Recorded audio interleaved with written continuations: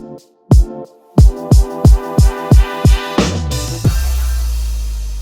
if you ever walk down to Indian Institute of Science, especially when they have a breakthrough and you have a chat with them, they usually say something very beautiful which speaks of so much gratitude. They say that I stand on the shoulders of giants. And this is one of those phrases that has come through decades and centuries, where every scientist is alluding to the people before them who have given them that platform to be able to search further. And our keynote speaker today is that metaphorical giant who kind of sparked off a revolution. And I can safely hazard that maybe 4 or 3 decades ago, he would have never assumed that his revolution will today cause our utility supplier, Bestcom, to think about upgrading their entire grid, because that's the revolution you sparked off. He's an entrepreneur and technologist who is very, very passionate about renewable energy and clean mobility. He founded Reva Car Company, which is now the Mahindra Reva, in 1995, and he's been acknowledged as a pioneer in the domain of EVs and electronic vehicles. He's currently the co-founder and chairman of Sun Mobility, and they're a provider of energy infrastructure and services to accelerate EV usage. And of course, he's also played an instrumental role in advising the government of India on their EV policy. Please join me in welcoming on stage Chetan Maini. It's really an honor to be here today at the Deccan Herald Bengaluru 2040 Summit, surrounded by thought leaders, visionaries, change makers, and really we're going to shape the future of how we think of Bangalore. Today I'd like to share my thoughts around EVs, AI, and the road to sustainable future in Bangalore. Right? Bangalore has always been a city of innovation, a place which has redefined industries from IT to biotech, to mobility, and to aerospace. And today we stand at the dawn of yet another such revolution, one that will fundamentally reshape the way we live, move, and power our cities. The convergence of AI and electric vehicles is just not a technology shift. It's unlocking the potential and making more future sustainable intelligent transportation a more livable Bangalore that we are. We're on the cusp of this transformation that probably very rarely happens, and it can be a test bed of how Bangalore can be to really try these technologies and make a reality of integrating this. But before we start and around where this goes, let me tell you where we stand today, both globally and as well as in Bangalore. So what's happened in the last few years is battery prices have gone down, 10x, right? Technologies that power you, your AI chips, your electronics have improved significantly. So costs have come down, technology has completely changed. The cost of renewable energy today is cheaper than gasoline. In fact, it's almost equivalent to $5 a barrel of fuel. The new technologies and products are enabling consumers to adopt more. Policies are completely changing, encouraging electric mobility. Now, this very rarely comes where consumers, technology, policy, energy all come together. So we're at a macro stage where now the ball is rolling, and this is only just becoming snowballing as we go forward. To give you a perspective, a country like China, 50% of all new cars sold electric. Now, that electric cars sold there are more than all cars sold in US, right? And if you go back 5 years, that was just, in single-digit percentages. Now that looks really good from a global side, but how do you think of Bangalore here as we look at it? And as rightly pointed out, we're adding over 2,500 vehicles every day. We have over 12 million vehicles on our roads here, and that's expanding. So challenges around pollution, around congestion, around fuel usages are only becoming worse and worse for India. But there is a silver lining as you think through where we are. So today, a lot of you came here. I'm just trying to wonder how many of you use electric transportation to come here or use electric transportation or hands. Great, great. Hopefully next time we're doing this, there's probably much more people here raising their hands on this front. But when you think through this, I don't know if you realize, but last year, 54% of all scooters sold in Bangalore were electric. We've crossed that 50% mark, right? It's hard to sometimes imagine in this area. That's 3 times more than the country's average that you have here, right? So 1 in 2 scooters are electric. Now, 3 and a half years ago, this was 15%, which has gone to 54%. So now you look at the growth rate in one form factor of transportation here, right? That growth rate, if you look at it, by 2030 can have significant electrification, maybe up to 60 to 80% electrification. Look at our buses in Bangalore. Out of the 6,200 buses we have, 1,000 buses are electric today. This year we're going to add another 1,000. That's another 15% of it. So clearly by 2030, let's not even look at 2040, we have an opportunity to be fully electric on buses that we think through in the country, right? While cars and other forms of transportation are slightly less, it's still 3 times higher than the national average. So in a way, Bangalore is really leading this revolution around electric adoption, right? And if we continue at this pace, we really can make a vision of, forget 2040, even 2030, a reality in many sites as we look at it.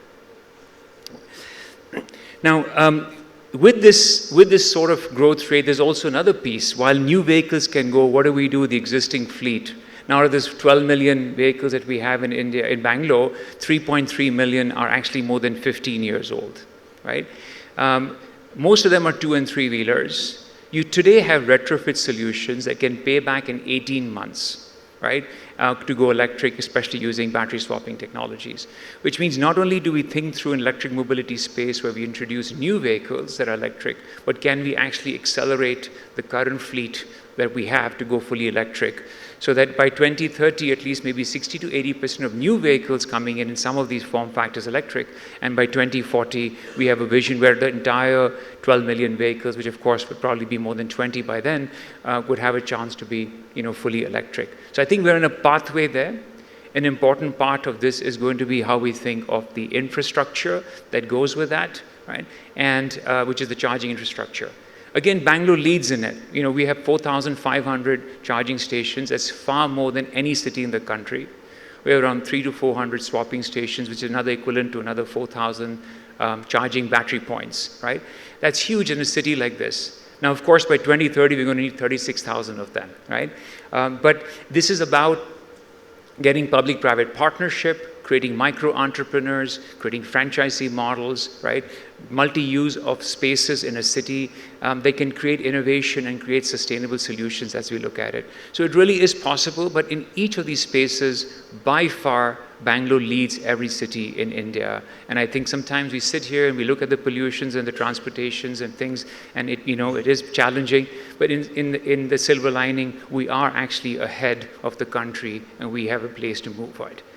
Now, when we think through this front, right, I always come to New York, and I see that, I don't know, it's a slide that many of you may have seen, that in 1900, everything is horse carriages, right? And there's one car, and those days it was electric, right?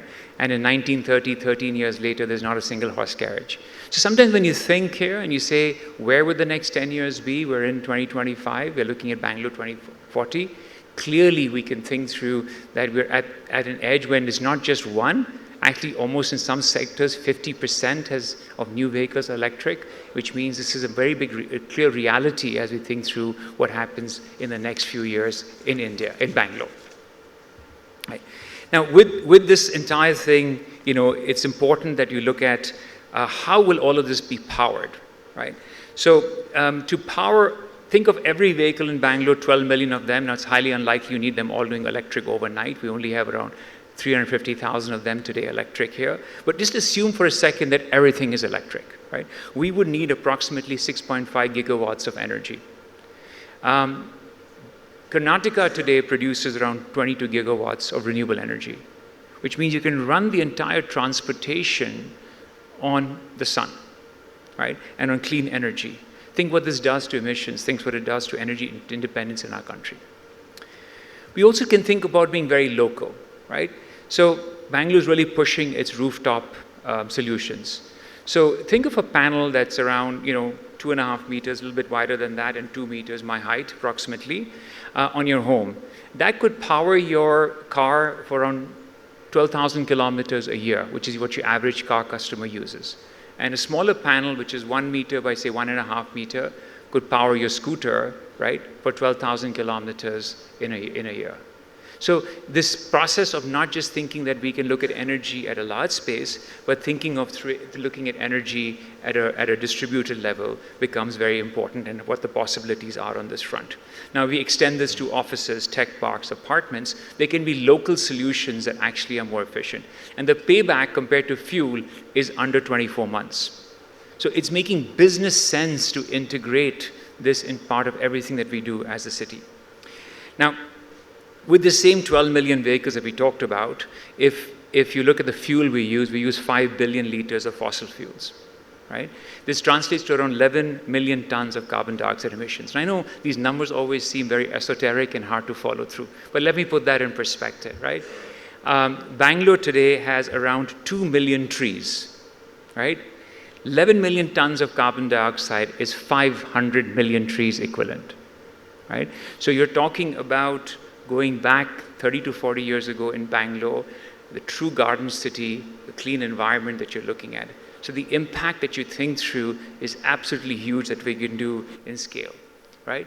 Our air quality today averages 80 on AQI index. Many days it goes about 150. We need to be under 50. Such initiatives, if we take, clearly can get Bangalore to under 50 on a year-round basis to create a really clean and green environment that we have on this front. Also, we import a ton of crude oil, and that's more of a global thing. Bangalore will play an important role in that. But today we import over $100 billion of oil. With the new dollar rates, it's even higher. It makes a huge challenge for us as a country. So when you think through that you can have an entire city, in future, a country powered by renewable energy, right, and link that to transportation, that import bill soon starts to disappear as we look at it. So we're talking of energy independent, clean, and green transportation. Now, introducing electric mobility, reducing the number of diesel and petrol vehicles are an important part in this entire journey. But it's much more. We talked about how the energy is coming in, but how do you sort of integrate all of this together when you think of the energy ecosystem and you look at the grid? And here comes the important part of thinking through, the entire vehicle to grid and the smart grid processability. So one of the challenges is that if you start to look at transportation of electrification, and by 2040 we probably will need 10 to 12 gigawatts of power. How do you structure this in a way to power the entire city? And this is where AI, smart grids, and other come into play, and will really help as we think through the city. So we have to think through as an ecosystem and not just one side of electric mobility. So instead of a static one-way transportation today, electricity comes from the grid into your vehicles or into your homes, right? Smart grids create a dynamic of two-way transportation where we can also transport energy back into the grid, right? Ensure that the grids don't overload, balance power, ensure supply and demand is equally done on this front. So vehicle to grid becomes an important piece on this area. So as you go through the electrification journey, each of the cars that you have, for example, when they're sitting at home or not being used, can actually power back the grid. So during the day, if you're parked in a parking lot, you could use the renewable energy to power it. In the evenings, you can actually have your vehicles power back the grid at scale. Same thing with battery swapping stations. It's battery storage available to you in a 24-hour period. You're using this for 8 to 10 hours a day. Probably for 10 to 12 hours a day, you can feed back the grid. So you're creating pieces of energy ecosystem infrastructure that really allows you to link the larger picture where you don't have to stress the grid as much as you think of a large-scale plan. So what we're talking is about a digital energy grid, right? It's almost think of it as the internet of sort of energy systems as we look at it, right? And what's important in such an ecosystem is the interoperability of how we think of energy coming through, right? So how can you communicate between solutions? And recently there was a very nice paper that came out from the IEA and the FIDE, which is a lot of the think tank is from Bangalore, on looking at what it creates, how do we create this open architecture communication thing. So now that when you have a communication protocol that you can talk to devices, and on that you put an AI platform that starts to look at it, you can in real time sort of optimize the entire infrastructure of a city, right, of how buying and selling will be used. You can predict the demands of where it's going, what is coming from renewable, and how we integrate this area, right? Furthermore, of course, AI will play a large role in optimizing infrastructure within the city, right? By understanding traffic patterns, by understanding where people are moving on a daily basis, by understanding how the other transportation solutions come together, it has a huge impact of optimizing the flow of energy and mobility in it. And so I think it's about this confluence that's very critical as we think through a new future. Taking this a step further, to really harness this full potential of AI, right, it's about integrating all of this into almost like a city OS, right, a city operating system that we think through that can integrate all of this together. So it's sort of an open platform where APIs can come in. Now, this can be done for many parts in the city. I'm today focusing a bit more on transportation and mobility and sustainability. So think of real-time information on energy, on mobility demands, on public transportation, on charging and battery swapping stations, on the availability of the grid, on ride-sharing solutions, all coming on board that allows people to see all this information in real time, right? And by facilitating the sort of transparent conversations that you can have, what can the startups and of course large companies do to create solutions that start to optimize this, right?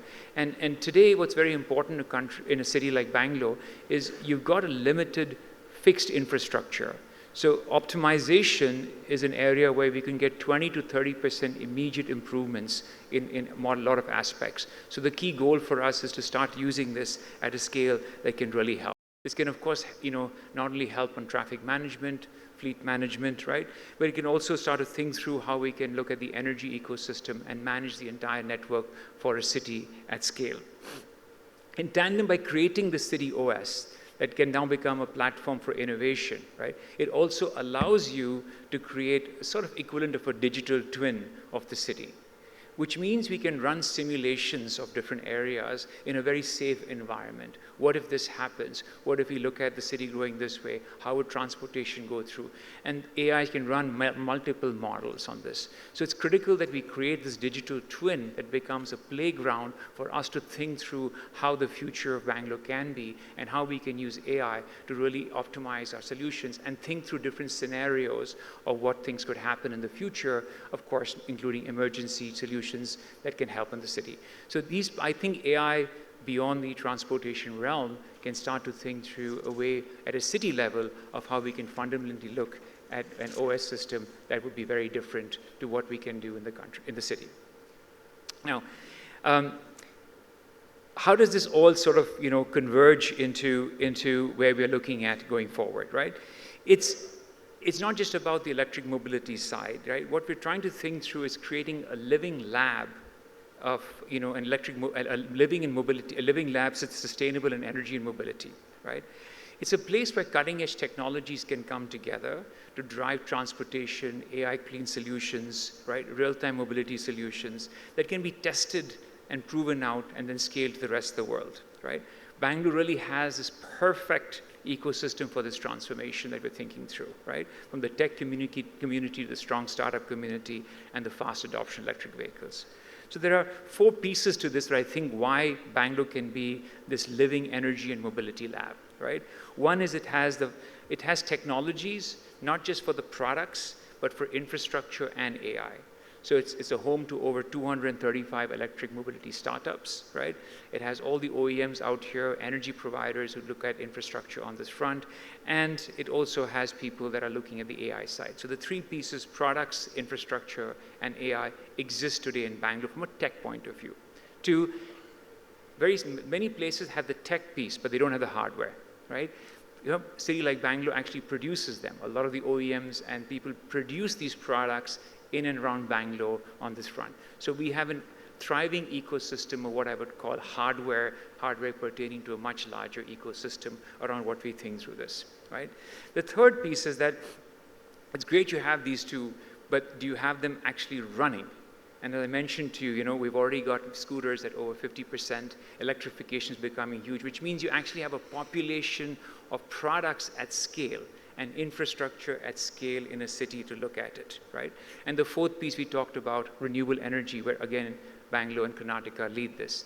Now, when you have these 4 pieces together, right, you actually can create this sort of living energy and mobility lab. Because now you can look at software and hardware solutions, ecosystem plays that can come in, and that cannot happen unless you have this. right? So people may say, theoretically, I can do this together, but it doesn't work, right? So when we really look at this unique confluence that we have in Bangalore, this can really start to think through of creating the ideal living lab as we look at what we can do on Bangalore, right? It capitalizes our complementary skills, right? It's about how hardware and software interact, how AI comes into this, how we create end-to-end solutions around the electric mobility, and the entire value chain can all be integrated in very seamless area. We have a great talent pool that we can use to sort of look at this, our AI researchers, to deep tech solutions, to electric mobility people in the space that come together to make this happen. So it's not just the IT capital of the developing software for the global businesses, it really is the IT capital for sustainable urban mobility, right, and energy management. It's a very big thing we're talking about, right? It's not just about, it's thinking through how you are not just selling a piece of software or a vehicle, you're actually creating solutions that you can lead and bring to other cities in India and then globally. That part of what we're doing is bringing the technology at a very different level. The future is going to be about creating such platforms and actually putting these, but showing that these platforms work. And that's what I think we can sort of do in Bangalore as we look at what has to happen this. And this will naturally be the goal. If you create such things, you naturally attract the best talent, continue to grow it. You naturally challenge people in here in a way that you haven't done anywhere else. And that's what builds up even more our power of technology that we already have at a very strong point of view. So in conclusion, Bengaluru has always been a city that leads, right? We led the IT revolution, we led the startup boom, we led biotech, aerospace, and the EV introduction, right? Now we have the option to honestly lead the world, right, into a new era of sustainable, intelligent mobility and clean energy. It's not just a vision. I think in a way, Bangalore has a responsibility to do this, right? The choices we make today are going to define the city of what we live in tomorrow. It's going to need strategic investments, both not in hard assets, but also in education and skill development. We need to equip our workforce with how we think through expertise in AI, clean energy, and mobility to really make this difference, right?